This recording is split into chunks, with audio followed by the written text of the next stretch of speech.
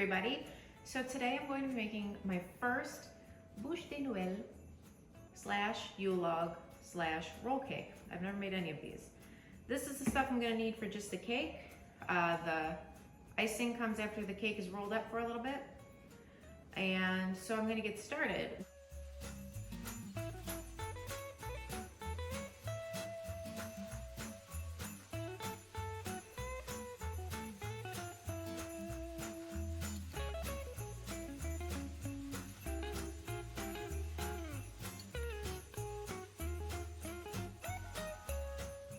Okay, so my red velvet roll is looking kind of hot pink.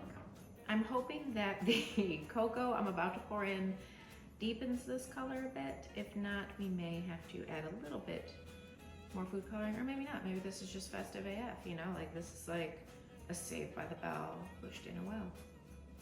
It rhymed and it might stick. Okay, here we go. So pouring some over this guy and mixing. The color is changing, though now it's just more of a weird neon peach. I'm not, again, sure if that's better.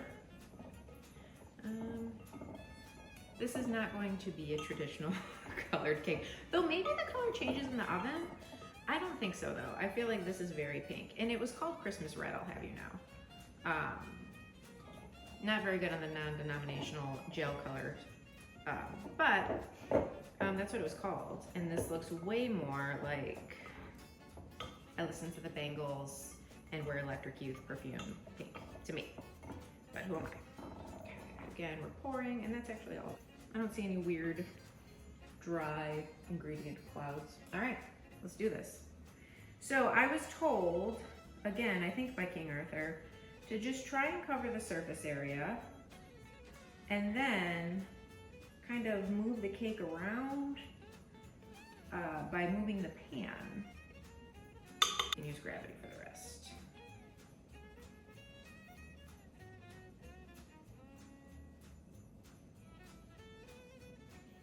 All right, I'll be back.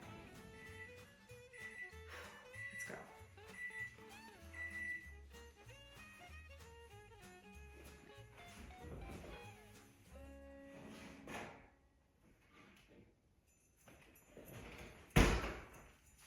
Still pretty pink, kind of like it, pretty dope. All right, here we go.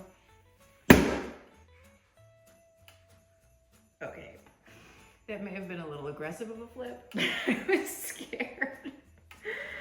Let's see what happens. This cover part's nice because you can use it to lift up the pan. All right, it worked. So this parchment side is supposed to be the side that you ice.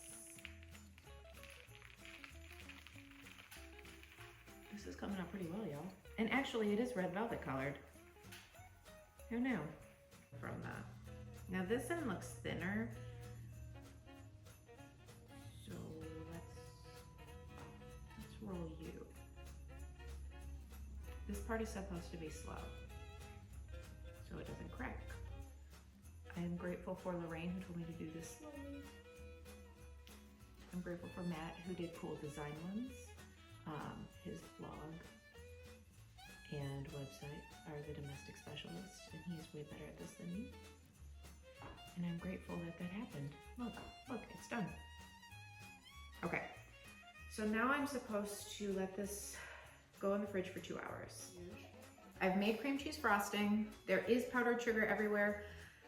This, when I unroll it, will get powdered sugar everywhere, so cleaning the counter before doing that seemed like a fool's errand. So, I have not unrolled this to test it out before the video. We're seeing this at the same time. Seems to be working. Oh, there's a crack. Looks like there's a couple little guys, little cracks. Oh, that one's a big crack. But luckily for us, this won't be one of those naked roll cakes. Because look, that's just like a straight up divide, not even a crack. All right, so time to move in with baker's duct tape, AKA frosting. So my plan is to do a thin layer.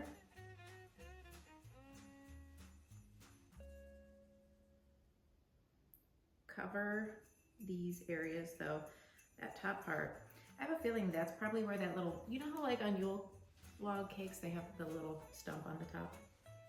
He's definitely going right there. Okay, so from what I remember, you're not supposed to go too close to the edges because it'll just gush out. So this remainder piece will go in there.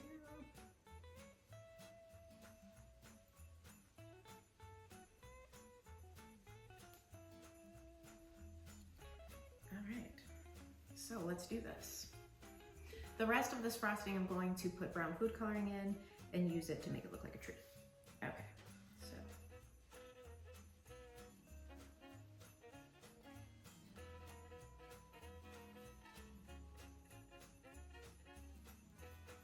so far so good. Here is the big crack, but it appears that that will be rolled up. Nobody will know. Oh, there's another one.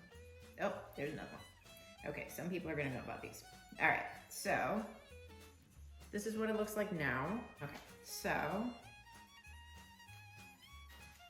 I'm using a bread knife. I don't know if I should, but that's what I'm doing.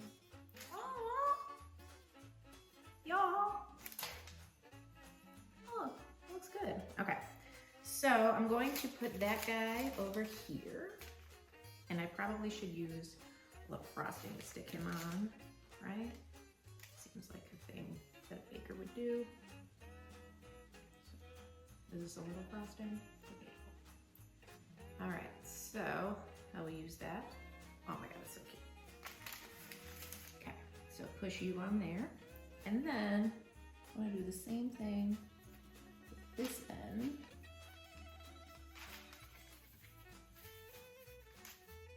And use you to be on the top.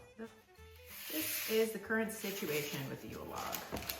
We have this little top piece, side piece. Welcome back. So while the camera was not rolling, I did a crumb coat on this. I put the rest of the now brown colored cream cheese icing in the fridge to solidify a bit. Then I'm gonna pipe it out. On top of that is going to go chocolate bark. So how I'm making this is I'm basically just making a puddle of chocolate on this parchment paper. Okay, so there's that part. There's still some more goodness in there I can get, but I'm gonna wait a second. And you just kind of spread it out. Make it as wide as you can, but you don't want it to reach the ends because when you roll it, the parchment has to be facing the chocolate or it doesn't work right. Okay, so I also have some white chocolate, which I'm just going to kind of make lines of. And this is to make the bark a little more dimensional, you know what I'm saying? So we got that. And then I'm going to get the rest of this delightful chocolate, because as we know, spatulas are a baker's best friend. So, all right, pretty solid. So just make sure that all of this amazingness goes on the parchment and continue to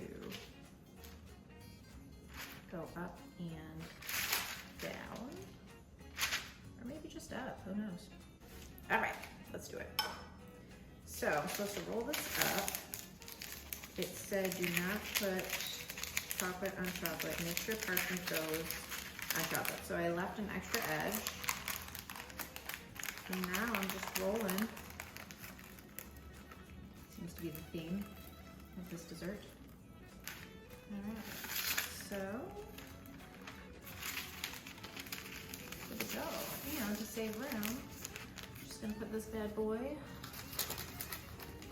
on this tray of the cake. All right.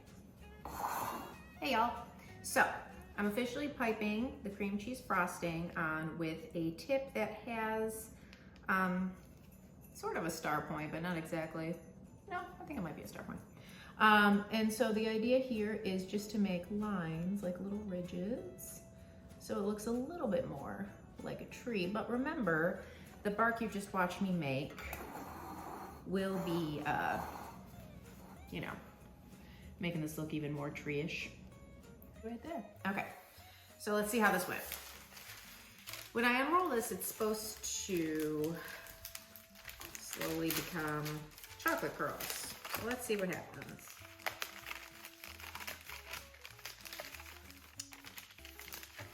It's doing it. All right, so what I'm gonna do is I'm gonna go around the cake. I let it sit out for a while, and I'm just gonna push the chocolate shards, which I'm gonna show you what it looks like when it starts coming off, on the cake, right?